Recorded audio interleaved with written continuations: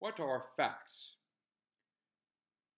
Contemporary discourse is dominated by the distinction between facts and feelings.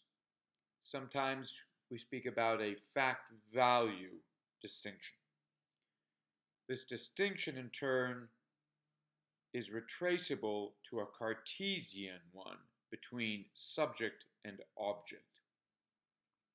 The Cartesian distinction, in turn, relies on a Machiavellian reading of reality. Now, if we're not familiar with these sources, then we are likely to take for granted that in our world we have such a thing as facts, and that we need to get back to these facts by skimming off our feelings, our value judgments, our subjective presence. So the subject is to be eliminated for the sake of the uncovering, the exposure of what we sometimes call scientific facts, the raw facts. To get to the raw facts, we need to purge ourselves of all human, properly human elements. Well, this is clearly a materialistic, a radically materialistic view. It fails, ostensibly, most evidently, to account for itself. For one thing, it is misleading in the respect that all discernible facts involve selection and value judgment. What does this mean? It means that given the notion that all is fact, that reality is, well, shall we say, objective reality is made up of facts that are out there, in principle, there must be infinite facts.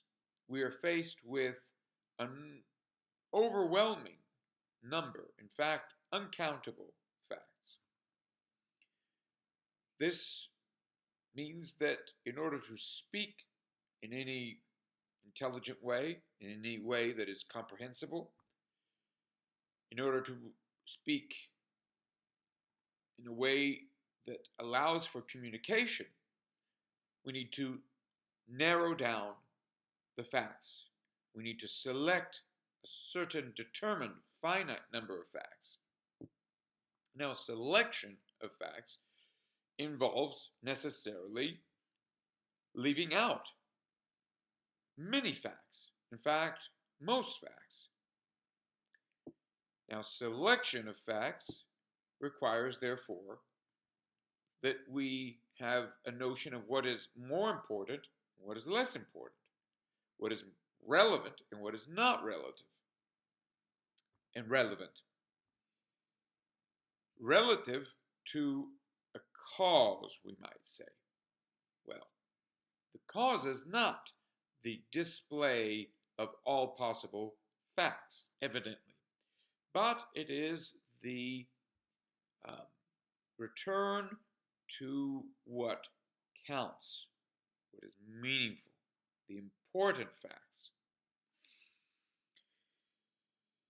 The important facts. Who is to say what is important and what is not important? So, all discerning of facts involves a value judgment. Whenever we discern what we call a fact, that fact has been selected, and the selection of that fact involves a value judgment. To ignore this is to remain blind. To remain blind to the presuppositions that allow us to discern what we call a fact.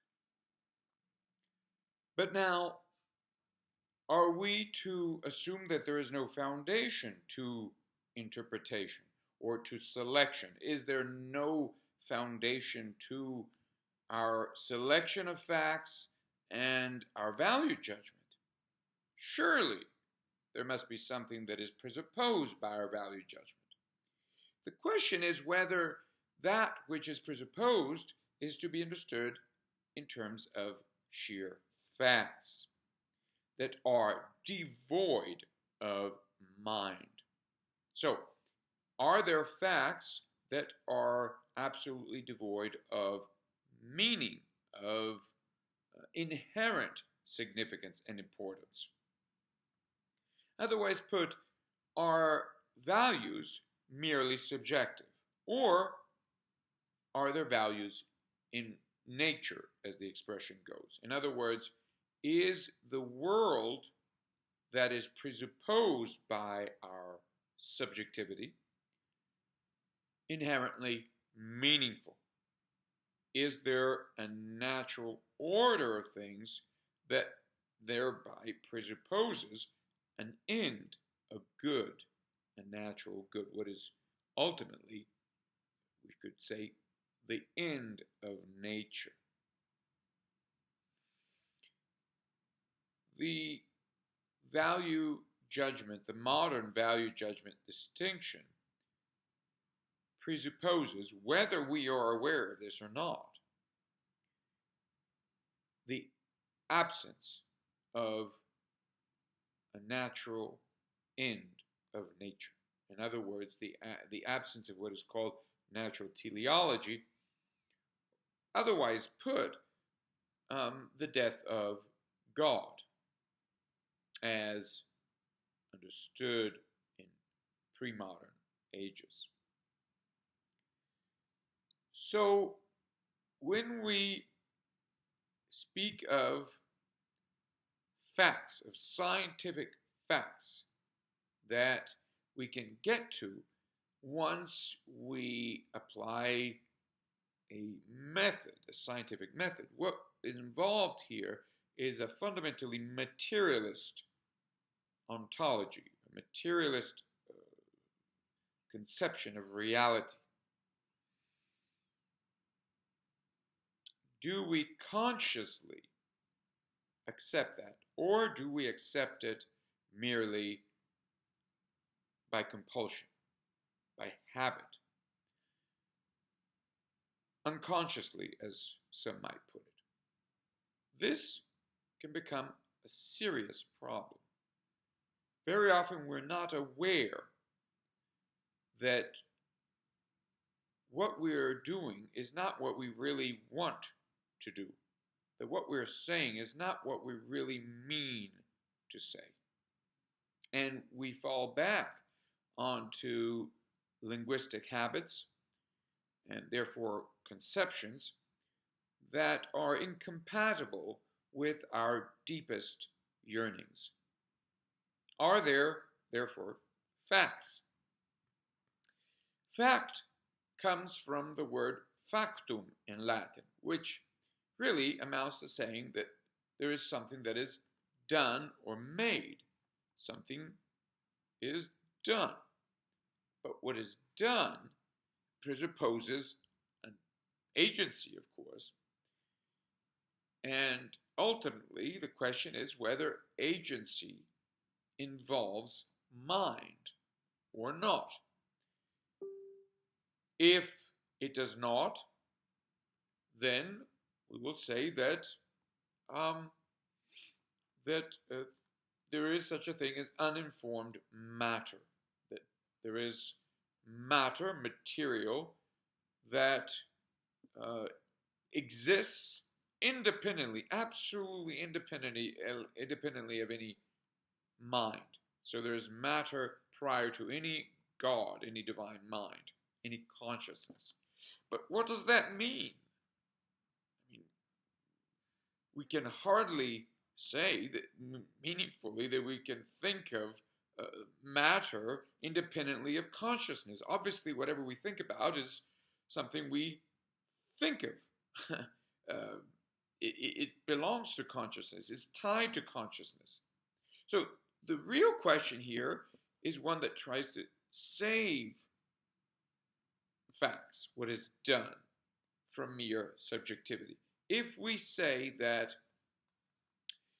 there is no God, then facts are merely relative to our so-called subjective consciousness, our finite consciousness, or simply finite consciousness. So in other words, facts have a meaning that is reduced to contingencies, historical contingencies, shall we say. So the meaning always changes because there is no permanent mind. So those who seek facts as a foundation, a reliable foundation for our lives, should think twice about what they mean. If these facts are not inherently meaningful, if they're not presented to us in the context of thought that is irreducible to our thought, in other words, to a thought that is a predicate as opposed to a substance, so thought in itself, mind as a foundation as opposed to what is generated by something other than mind. So if we say that there are facts that are independent of any such thought that is permanent, then we're left saying that, well, our thoughts, right, are determining the meaning of facts. That facts, the world is ultimately meaningless. We give meaning to the world, and of course we select facts based on our own prejudices, our own subjectivity, our own material context, ultimately. And so everything becomes a function of, and truth becomes a function of, compulsion. So the vortex is now the new God. So this is all involved in the appeal, the dominant appeal to sheer scientific facts. Are we genuinely willing to accept these presuppositions and go along